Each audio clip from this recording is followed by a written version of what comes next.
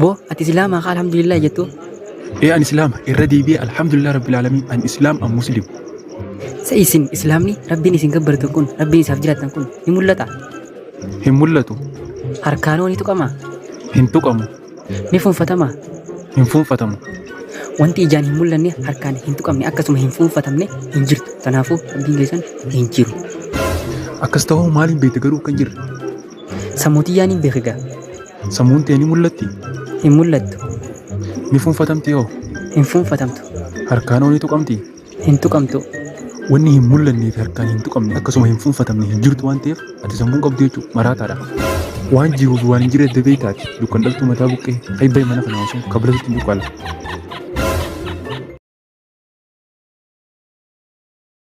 Assalamualaikum warahmatullahi wabarakatuh. Daawwattoota fi hordoftoota Rammee TVdha. Har'aa sagantaa ajaa'iba qabadheetiin isiniif dhiyaadhe. Sagantaan tun maali jennaan gaaffii fi deebiidha. Gaaffii namni gaaffii jahan tana deebistan dhugumaan mataan keessa wal dalaga. Gaaffiin jalqabaa maal jetti jennaan gaaffiin jalqabaa wanni isiin jettu wanni yoo mataa dhawan malee hin deemne maali? Yoo mataa dhawan malee wanti hin deemne maali?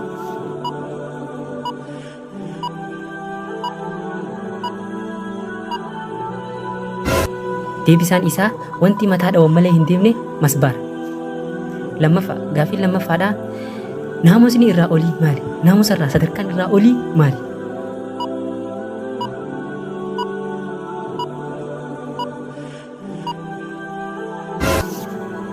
Deebisaan isaa naamusa irraa sadarkaan irraa olii firiija osoo hin banne dhadha'uudha. Gaaffiin sadaffaadha. Wanni hiraata irratti hin nyaadhamne maali? Hiraata irratti wanni nuti nyaachuu hin dandeenye gonkumaa nyaachuu hin dandeenye maali?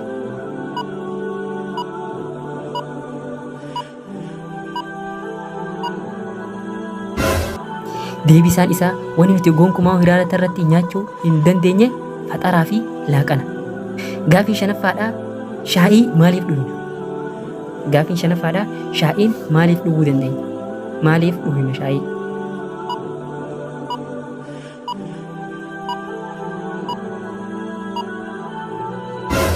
Deebisaan isaa wanni shaayii dhugnuuf nyaadhamuu waan hin dandeenyeef shaayiin hin nyaadhamtu tanaaf dhugna.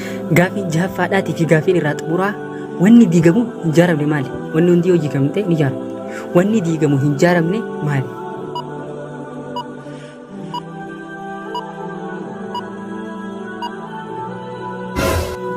Deebisaan isaa hordoftoota kiyya wanni diigamu hin jaaramne baay'ilama. Baay'ilamni takka diigamnaan hin jaaramu. Kanaaf asirratti isinirraa gabaabsa. Daawwattoota fi hordoftoota kiyya chaayinaala kana sabskiraayib godhuu hin dagatinaadha. Assalaamu alaikum warahmatullahi wabarakaatuh.